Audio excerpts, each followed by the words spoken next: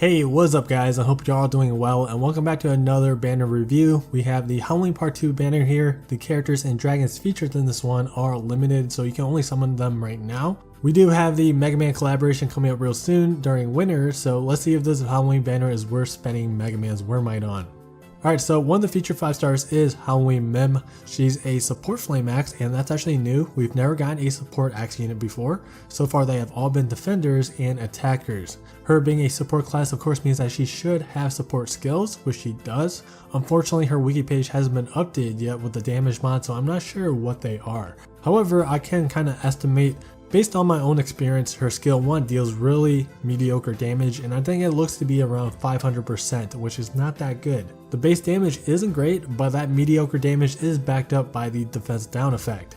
Defense debuffs are very strong in this game, so this skill does still have great impact during fights. It's probably the best thing that she has in her kit just because defense down is stackable and it's just a really good debuff. A downside is that for a skill 1 skill, the SP cost is pretty high, being at 3,849, especially for an axe character. Axes generate SP very slow, so unfortunately Mim won't be able to spam her defense down skill 1 as much as she would like. Now the animation for it is pretty quick, and I mean really quick. When I tested her out for the first time in Expert High Midgard, I tried to iframe the spits, right? And I was surprised on how fast the animation was. It was so fast that I ended up getting hit by spits multiple times due to me activating the skill too early, so that is something to watch out for and to get used to. Skill 2 is Tempering Fancy, 8,534 SP, very high costing skill. Once activated, flame characters in the team will receive a 20% increase to their strength for 15 seconds. In addition, Dream Boost will be activated, and during Dream Boost, Mim's crit rate is increased by 5%. Alright, so the uptime on the skill 2 buff is absolutely terrible. It takes about 25 seconds to charge up the skill with constant attacking, and the skill itself takes about 3 seconds to activate, which is pretty long. 5% crit rate is also nothing to be excited about, it's not that much. The main problem I have with this skill is that it's something that you want to spam on cooldown because it provides multiple buffs, right? But I've always found it difficult to use it optimally with her dragon abilities. Basically, one of her abilities, Draconic Dream, adds 20% to damage mods in dragon form while the Dream Boost effect is active. So what you basically do is use her skill 2, then transform. Then her Brunhilde form gets 20% increased damage mods for 15 seconds essentially. It's best to use this combo during the break for maximum damage, but I found it difficult to have everything in line correctly. I either have to hold onto skill 2 for a while and wait for the break, or in some other times I would have to charge her skill 2 during the break, so it's a bit wonky to have everything line up at the same time. Something that is interesting is that Draconic Dream grants 100% defense if Mim is in dragon form. Not sure if this has any great use, but it should allow her to survive more attacks if she does get hit during dragon form. Her other ability is Flame Worm's Sweet Nature, which grants 100% burning res, so she has 100% burn and stun res. When she turns into a dragon, she's always turned into Brunhilde no matter what dragon is equipped, and her attack rate is increased by 15%. So unlike her Gala variant, Halloween Mim doesn't get to transform into a high Brunhilde, it's only the normal version, so that kinda sucks. But nonetheless, her dragon form is still pretty good if you can activate the Dream Boost effect.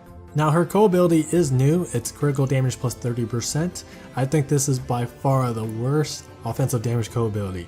It's only going to benefit certain characters that has a lot of crit, such as Makoto, Marth, and Daggers, I guess, right? Crit damage is just not consistent, it doesn't give you a good flow of constant DPS because it's relying on criticals, which is all based on RNG, right? And that leads to diminishing returns and all that good stuff, so I'm not a big fan of it. If you want a consistent offensive co-ability on your team, strength and skill damage are the top 2. Then I even think critical rate and skill haste are much better than critical damage as well. So yeah, in general, I don't think this co-ability is very good, but if you can build around it, then it could be okay, but I still think the other offensive co-abilities are much better. Alright, so Halloween Mim is just okay. I don't think she's like a bonker unit or anything, but she is good.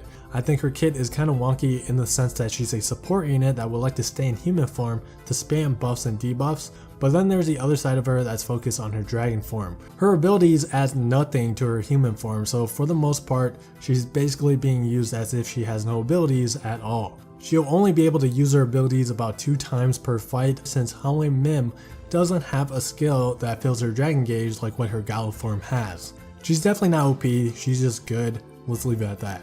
Next up is Halloween Lowen. This guy has 2 healing skills, Both are AoE heals with his first skill applying regen and a 10% defense buff, while his skill 2 increases everyone's max HP by 10% and it should stack up to 30%. So Flame has really good healers already. There's Verica, who does nothing but heal, that's her entire kit, and then there's Valentine's Hildegard, who does a little bit of everything. She has shields, heals, and some offensive utility as well.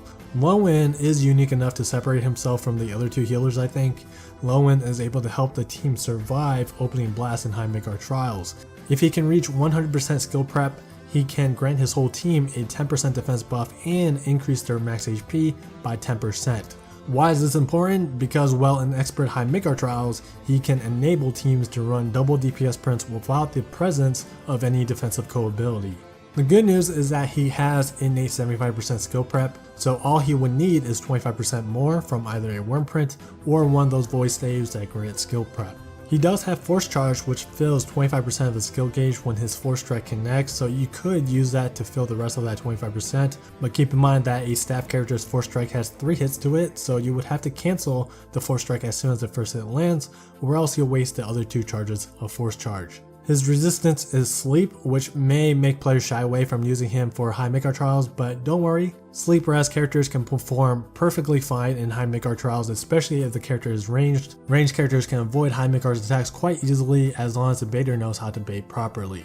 So out of all the new Halloween characters that are featured on this banner, I think Lowen is probably the most useful one. There's lots of people in Expert High Midgard pubs that love Lowens on their team, so he's definitely a great character to use in that. If you want to build a budget character for High Midgard Trials that's also easy to use, then I would definitely recommend that you summon for Lowen. Alright, the second 4-star is Odetta. Her skill 1 is exactly the same as her light variant. It's a pretty average skill. It only costs 2,503 SP, so it is kind of spammable. Although the damage mods on it is quite low, only 604% from the 2 hits. It can apply a 5% defense debuff for 10 seconds, but that only has a base chance of 40%. It doesn't have very good accuracy on it, so it'd be very difficult to stack the debuff, but at least the skill is spammable, so you'll get plenty of chances. Her skill 2 is an AoE strength buff that only applies to allies around Odetta. On paper, this skill does look decent, but if you look at it from the bigger picture, it's actually mediocre. Whenever you go into water content, the team comp always consists of a staff, a water, a lasan, and then a sword, blade, or axe for the beta role. Since her skill 2 only applies the strength buff in a small ring around Odetta, it's going to be very difficult to land the buff on the ranged allies, including the Lancer or Elasan. And speaking of Elasan, it would just be better to have Elasan do all the buffing and use a different close range melee water that actually outputs great damage on their own. This skill is much better for solo content where the team actually sticks together, but it's pretty lackluster for co-op. Her abilities are Prime Defense, Stun Res, and Buff Time. Prime Defense enables strength double buffs, so prints like Veiling Crown and First Rate Hospitality are prints to consider using on Odetta, and then Buff Time 20% increases the duration of her strength buff by about 3 seconds. Yeah, so in my personal opinion, I think Odetta is just an average character. Honestly, nothing else to really say about her. I doubt she has any uses for any of the endgame content currently, but she does have a place for less intensive modes such as Astral Raids, Normal Raids, Void Battles, and etc. Okay, lastly, we have a new dragon. He's a HP/skill haste dragon just like Freya. Extremely good dragon, it has lots of uses. You can put him on a healer like Daniel, Aileen, or Ricard, and they'll get increased recovery potency from the 30% increased HP, and they'll be able to heal more often because of the extra 35% skill haste. The other use for him is to give him to Elasan. With this pairing, Elasan will act almost as a water version of Noelle and Freya.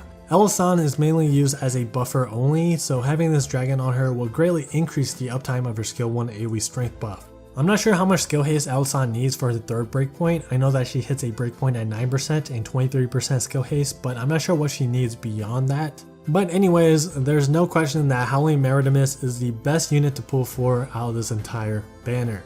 And that's gonna be it for my Halloween Part 2 review. It is a pretty good banner if you consider the fact that Halloween Elasan is on there as a focus unit as well. I think limited and gala banners are the only banners we're summoning on, so if you want any of these characters or dragons, then this is the best and only time that you can summon for them. Anyways, let me know what you guys think about these new limited characters in the comments down below, and also let me know how your summons went. As always guys, thanks for watching, hope you guys enjoyed the video, and I'll see you all in the next video.